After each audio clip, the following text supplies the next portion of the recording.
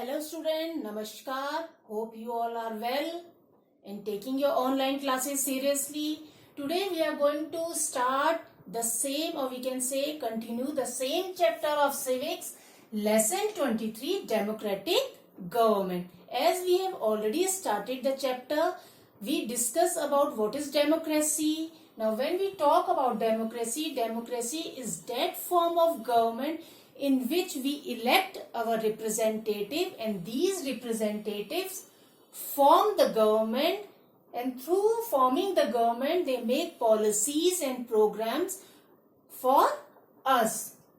Now the democratic form of government, we can say, is practiced by most of the countries in the world, or we can say democracy or democratic form of government is the best form of government, because here the people are given the right to choose their representatives, who will be the people who will govern the country or run the country and will work for the benefit of the citizen of that country or people.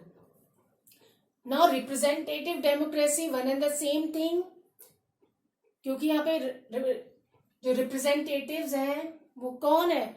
These are the leaders जिन्हें हम अपने जगह उन्हें as a leader choose करा है, जिसलिए वो हमारे लिए वर्क कर सके.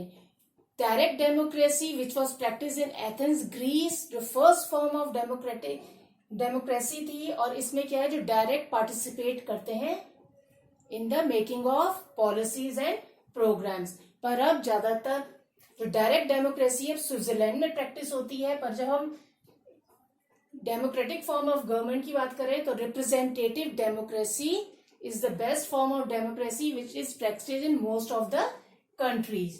Now next topic was elements of democracy. In the elements of democracy, first we will study electing representatives by exercising the right to vote. How we elect our representatives, through vote or through casting vote. Now first, by voting in elections, people elect leaders to represent them.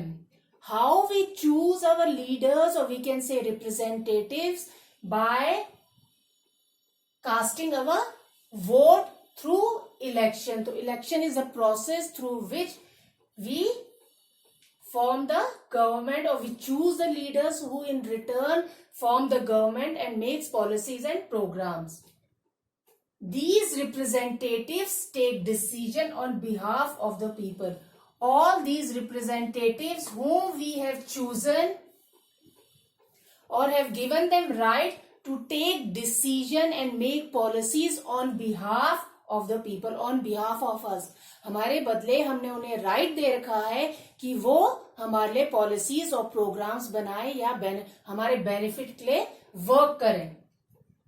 In democracy, the government is elected for a fixed period. जो democratic form of government होता है वो एक fix period के लिए form होती है. जो इलेक्शन होते हैं वो एक फिक्स पीरियड होता है. In India elections are generally held after every 5 years. जो इंडिया में इलेक्शंस होते हैं they are generally held after every 5 years, और we can say the government is formed for a tenure, जिसका मीनिंग है time period for 5 years. फिर there are 3 types of election: general election, mid-term election and by-election. Now when we talk about the general election, when the elections are held in the country as a whole at a same time, these are called general elections. Now mid-term election, जैसे नाम से ही पता चला, mid-term tenure, time period पूरा होने से पहले ही या उसके बीच में जो इलेक्शंस होते हैं उन्हें बोला जाता है मिड टर्म इलेक्शन. इनका रीजन होता है जो गवर्नमेंट हमने फॉर्म करी है वो प्रॉपरली वर्क नहीं कर रही है, अपना टेन्योर कंप्लीट नहीं कर पा रही है, तो उस वजह से दूसरी गवर्नमेंट फॉर्म करने के लिए जो इलेक्शंस होते हैं उसे बोला जाता है mid term election. Now when we talk about by elections, when a candidate dies, कोई कैंडिडेट की डेथ हो जाती है या वो अपनी पोस्ट से रिजाइन कर देता है, तब जो इलेक्शंस होते हैं उस सीट को फुलफिल करने के लिए उसे बोला जाता है by election. Again there are 3 types of election: general elections, mid term elections and by election. General election जब सारी कंस्टिट्यूएंसी या पूरी कंट्री एज ए होल में इलेक्शंस साथ होते हैं उसे बोला जाता है general elections. Mid term elections the tenure के बीच में गवर्नमेंट नहीं चल पाती, पूरा टेन्योर अपना कंप्लीट नहीं कर पाती और तब जो बीच में इलेक्शंस होते हैं उसे बोला जाता है mid term election. By election जब कोई कैंडिडेट डाइज और resign from his seats or post, then the election is contested for fulfilling that seat is known as by-elections. तो in democracy the government is elected for a fixed period. जो भी government form होती है उसका एक fix tenure या fix period होता है। In India, elections are generally held after every 5 years. The election commission, here EC means election commission. जितने भी election processes हैं from announcing the date till the result is declared is done under the supervision of election commission. Election commission is a body or we can say independent body. It is not under control of executive, legislature or judiciary. It is an independent body. हर किसी को जो भी orders election commission या rules and regulations बनाती है each and everyone have to follow it. The election commission announces the schedule for the election. जो भी election का प्रोसेस है उसका शेड्यूल है वो कौन डिसाइड करता है या अनाउंस करता है? Election commission.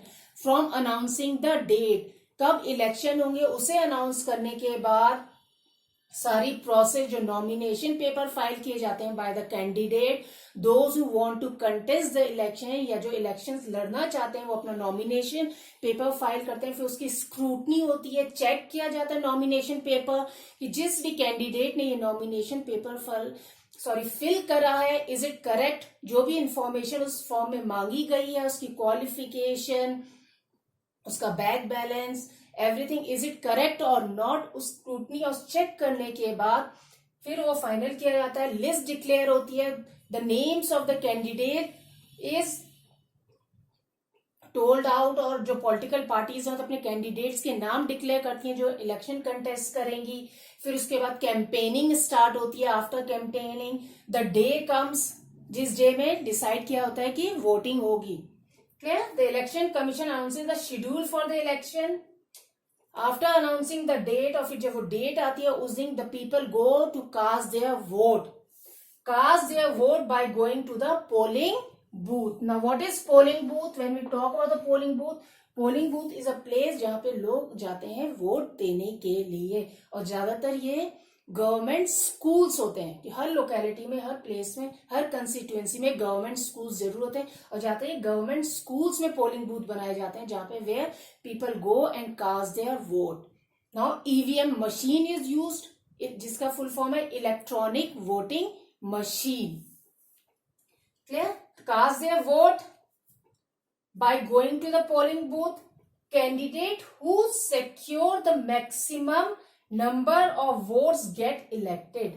After casting votes, सबने अपने वोट्स डाल दिए हैं जिस भी कैंडिडेट को वो वोट देना चाहते थे और जिस कैंडिडेट को सबसे ज्यादा वोट्स मिलते हैं, candidate who secure the maximum number of votes, that person get elected. Her constituency से कितने भी कैंडिडेट इलेक्शंस कंटेस्ट कर सकते हैं पर कंस्टिट्यूएंसी से केवल एक ही कैंडिडेट विल विन और इज इलेक्टेड। और constituency, when we talk about constituency, it is a geographical area in which a state और city is divided according to the population. तो what we study today? Electing representatives by exercising the right to vote. By voting in elections, people elect leaders to represent them. तो हम अपने leaders को या अपने representatives को कैसे choose करते हैं? Through the process of elections.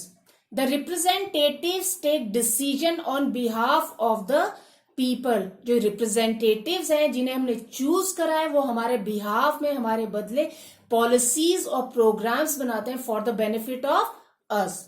In democracy, the government is elected for a fixed period. एक fixed tenure होता है जिसके लिए government form होती है. There are 3 types of elections: general elections, midterm elections, and by-election. In India, elections are generally held after every 5 years. जो tenure पूरा हो जाता है गवर्नमेंट का, उसके बाद इलेक्शंस होते हैं, ज्यादातर वो 5 years है, 5 साल.